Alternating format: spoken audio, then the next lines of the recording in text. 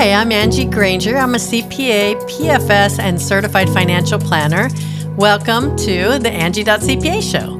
So I created this show to make it really clear that I'm a CPA, but also I'm approachable, I think. I don't know. I think I am. I hope I am.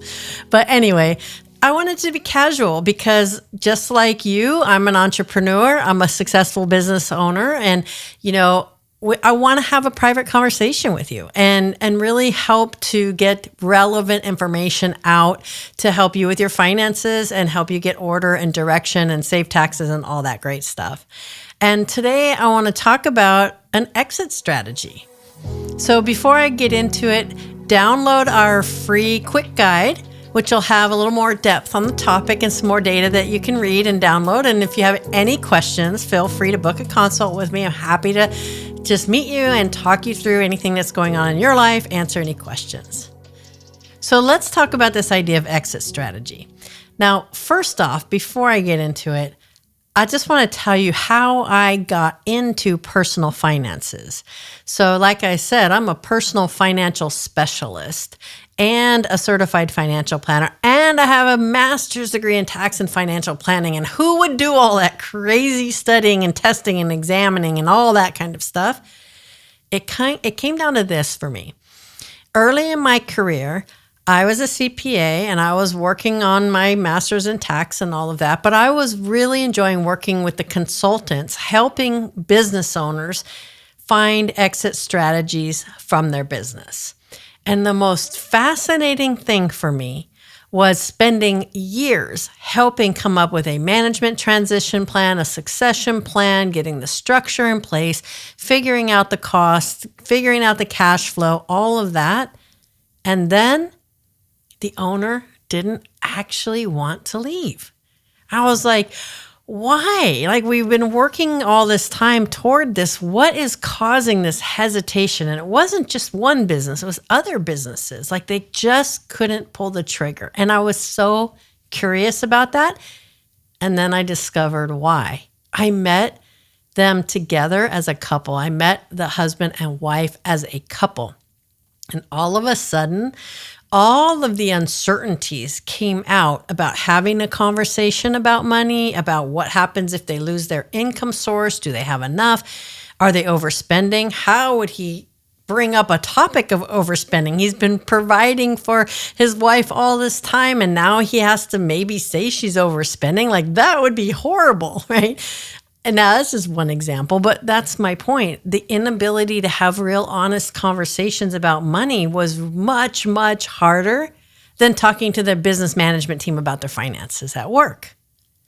And so that's when I discovered the importance of and the critical part of personal finances.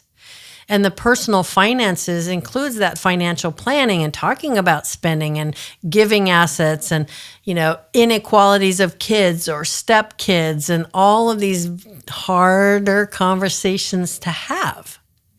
And so my career got very quickly and very instantly directed toward, I want to help more in this area. And I set my path on becoming a PFS, a personal financial specialist, which is only available for experienced CPAs who have to also do a lot of studying and take a big exam and get years of experience on this aspect of finances. But I set my career path. I downloaded the list of all the things I'd have to learn and know. And I started just saying, here's my 10-year plan. I'm going to figure out how to be the best in the world at this. I'm not the best in the world at it, but I love it. I'm passionate about it, and I understand it well. So anyway, my whole point of all of this is, how do you have an exit strategy, and what's going to make you feel comfortable enough to pull the trigger on that exit? So this conversation came up the other day with a client who just called me out of the blue and said, hey, will you please help me figure out an exit strategy? And after owning multiple businesses and, being very successful, he's like, okay, I don't want to do it anymore. I want to go travel and whatnot. And so now is the conversation about what is going to be needed to be figured out to make this happen.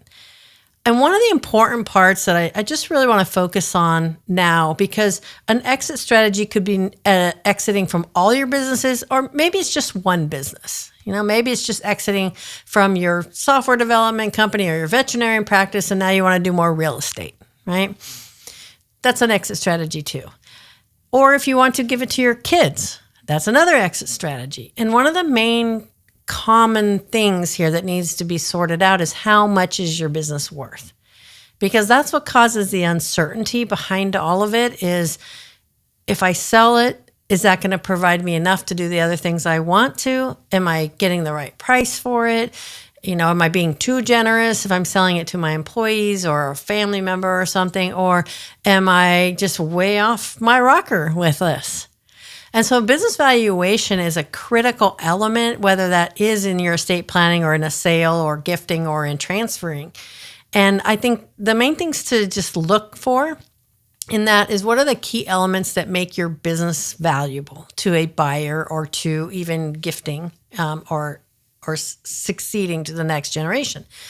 So one of the main things it looks for is, does it have future cash flow? Does it, in and of itself, without you running it, how much future cash flow can it produce? And if you just keep that in mind, all the technical ways of doing a business valuation all come down to that. If there's no future value, who would buy it? Like, you wouldn't buy a Chevron stock in the stock market if you knew tomorrow it was going to collapse, right? Same with your business. So having the proven track record, having the years of building up to that, showing that your business is a sustainable cash flow, repetitive model without you, not dependent on you doing all that work, that's going to increase the value of the business. Now, there's great strategies for when you're gifting it to your kids or to the next generation and taking discounts and stuff by making the argument, hey, it's not that valuable. It's dependent on me. It's going to lose value if I transfer it to the kids. Great. You can do that. But when you're selling it to an outside buyer, you don't want to take those discounts or cuts. You want to make sure you're getting full value of the business to make sure that your management team can run and operate the business and keep it cash flow positive for a few years at least, if not many years, to show the track record. Because that's what's going to inspire anybody to take it over and pay you for it, is knowing that it can be sustainable when you're gone. That's the key. And that's important for your exit strategy, is to say, well, if I'm going to leave, here's a perfect example. If you're going to leave your business and you're selling it to your employees and you're carrying back the note on that, basically you are going to be getting paid for it through the future earnings of those employees managing that, you better make sure that is a stable enough business for a whole new management team to take over while you're gone, to make sure that you will still get those payments for the next 5, 10, 15, 20 years, whatever the agreement is. And so you have a vested interest in making sure that value stays high for the next years afterwards. And even if you're selling it to a third party who's just going to take over the business and give you a lump sum, they're going to give you a much bigger lump sum if they can trust and see a solid track record of it running profitably without being dependent on you. And there's a lot of factors. There's other factors that go into a business valuation, but I just want you to keep that in mind. If you know you're going to be wanting to exit out in the next few years, make sure to start building something that has a value without you. And that's how you're going to increase the value, the return on your investment when you go to exit.